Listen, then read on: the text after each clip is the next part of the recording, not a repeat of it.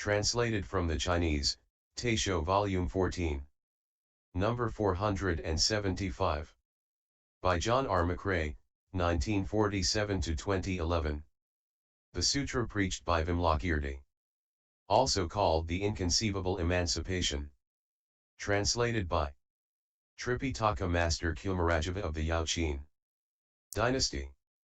Translated from the Chinese, Taisho Volume 14. Number 475.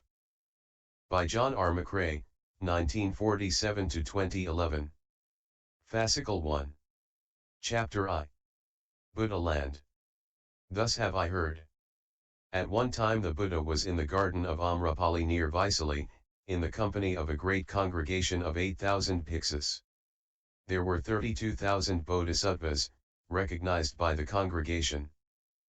The bodhisattvas present had all accomplished the original practices of great wisdom, were established by the numinous charisma of the Buddhas, maintained the correct Dharma for the defense of the Dharma city, made their names heard throughout the 10 directions through their ability at the lion's roar, befriended and pacified people without being requested, exalted the three jewels, Buddha, Dharma, and Sangha, and were thus able to keep them from being cut off, subjugated the vengeful Maras, and controlled those of the heterodox paths, were entirely purified and had forever transcended the impediments, i.e., afflictions, maintained their minds always in peace and unhindered emancipation, were unfailing in their mindfulness, concentration, dharni, i.e., memorization of the Dharma, and eloquence, were replete in charity, dana, morality, sila, forbearance, kaisanti, exertion, virya,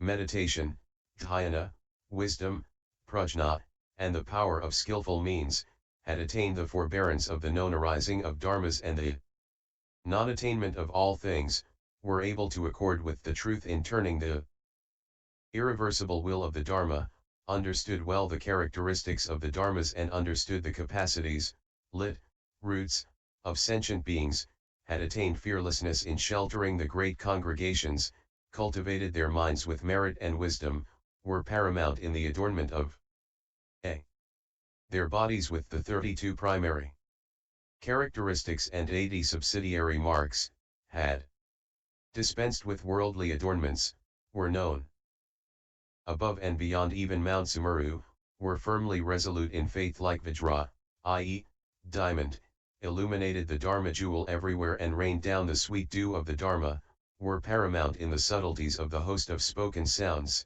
profoundly entered into conditioned generation to eliminate the false views, were without any residual influence of the two extremes of being and non-being, preached the Dharma without fear like the lion's roar, preached with reverberations like thunder, were without measure and beyond measurement, were like ocean.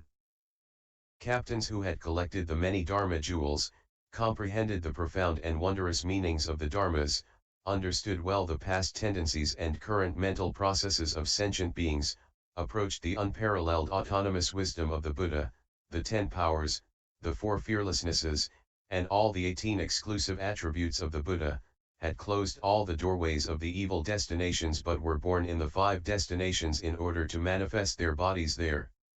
Were great medicine kings who were good at healing the various illnesses, provided medicine according to the illness and caused it to be taken, were accomplished in all the immeasurable merits, had ornamented and purified all the immeasurable Buddha lands, unfailingly used what they saw and heard for the benefit of others, and never squandered away their endeavors. Thus were they entirely replete in all merits. Their names were Equivalent Contemplation Bodhisattva, Inequivalent Contemplation Bodhisattva, Equivalent and Equivalent Contemplation Bodhisattva, Autonomy of Meditation King Bodhisattva, Autonomous Dharma King Bodhisattva, Dharma Characteristic Bodhisattva, Radiance Characteristic Bodhisattva, Radiance Ornament Bodhisattva, Great Ornament Bodhisattva, Accumulation of Jewels Bodhisattva, Accumulation of Eloquence Bodhisattva, Jewel Hand Bodhisattva, Jewel Seal Hand Bodhisattva, Constantly Raised Hand Bodhisattva, Constantly Lowered Hand Bodhisattva, Constantly Lamenting Bodhisattva, Roots of Joy Bodhisattva, Joy King Bodhisattva, Eloquent Sound Bodhisattva, store of space Bodhisattva, holding the jewel torch. Bodhisattva, jewel courage Bodhisattva, jewel vision Bodhisattva, Indra's net Bodhisattva, illumination net Bodhisattva, unconditional contemplation Bodhisattva, accumulation of wisdom. Bodhisattva, excellent jewel Bodhisattva, heavenly king Bodhisattva, destroyer of Mara Bodhisattva, lightning-like virtue Bodhisattva, autonomous king Bodhisattva, ornament of the characteristics of merit Bodhisattva, lion's roar Bodhisattva, sound of thunder Bodhisattva, sound striking the mountains Bodhisattva. Fragrant elephant Bodhisattva, white fragrant elephant Bodhisattva, constant exertion Bodhisattva, unresting Bodhisattva, wondrous birth Bodhisattva, flower ornament Bodhisattva, contemplates the sounds of the world, Avalokitesvara, Bodhisattva, attains great strength Bodhisattva, Brahma's net Bodhisattva, jewel staff Bodhisattva, undefeated Bodhisattva, ornamented earth Bodhisattva, golden crest Bodhisattva, pearl crest Bodhisattva, McRae Bodhisattva, Manjusri Dharma Prince Bodhisattva. There were 32,000 such as these. There were also 10,000 Brahma heavenly kings, Urikin and others, who descended from the other worlds of 4 continents to proceed to where the Buddha was in order to hear the Dharma.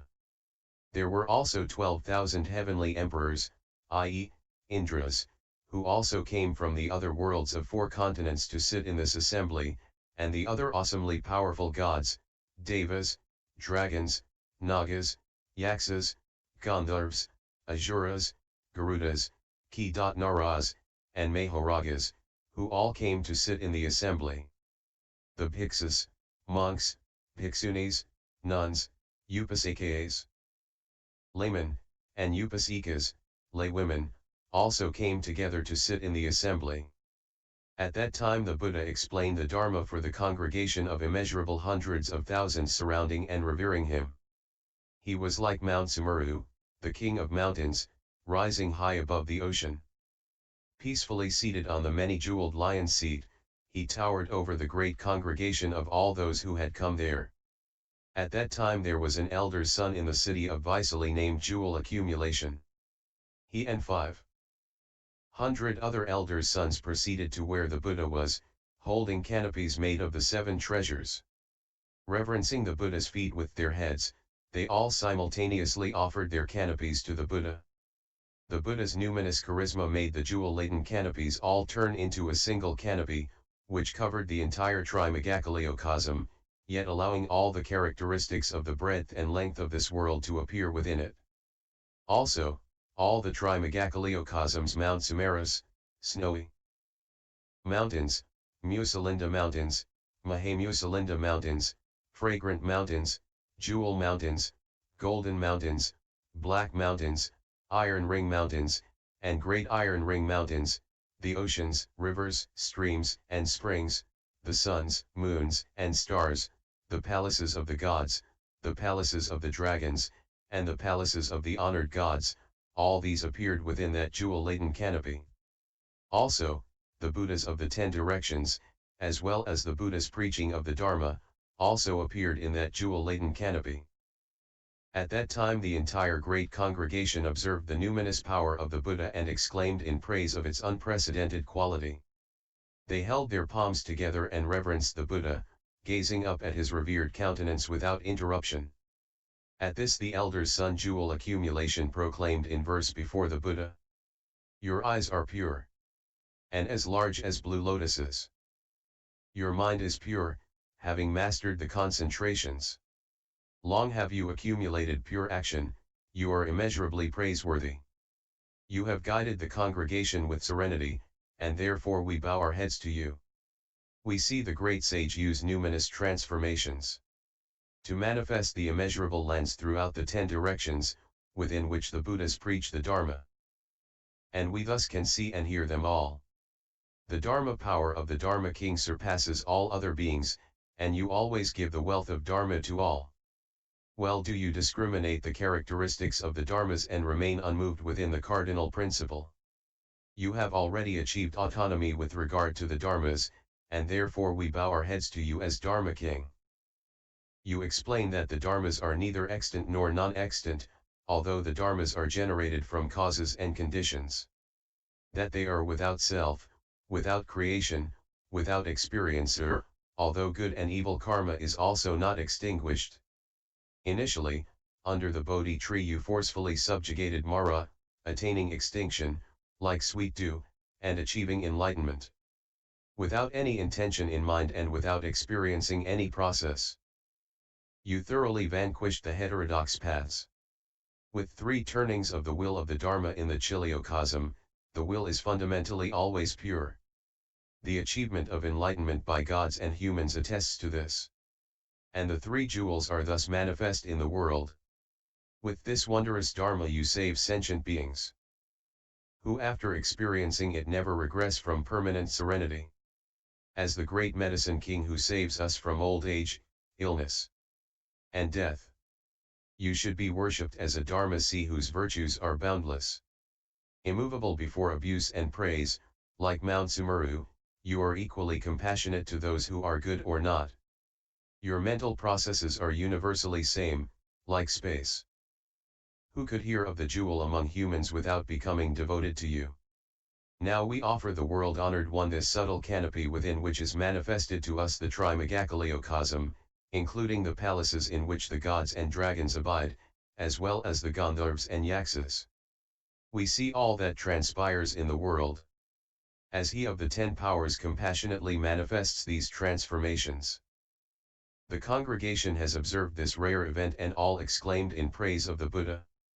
And now we bow our heads to the honored one of the triple world. You the great sage and Dharma king, are the refuge of the congregation. Who purify their minds in contemplating you the Buddha, all of them in ecstasy. They each see the world-honored one in front of himself, through the 18 exclusive attributes of the Buddhas. Numinous power. The Buddha explains the Dharma with one sound. And sentient beings each attain understanding according to their capacity. Each one says the world-honored one is speaking his own language. Through the exclusive attribute of the Buddha's numinous power.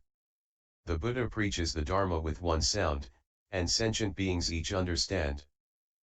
Accordingly, everyone accepts and practices it, and receives its benefit, through the exclusive attribute of the Buddhas. Numinous power. The Buddha preaches the Dharma with one sound, but some are afraid and some joyous. Some generate revulsion to the world of suffering or eliminate their doubts. Through the exclusive attribute of the Buddha's numinous power.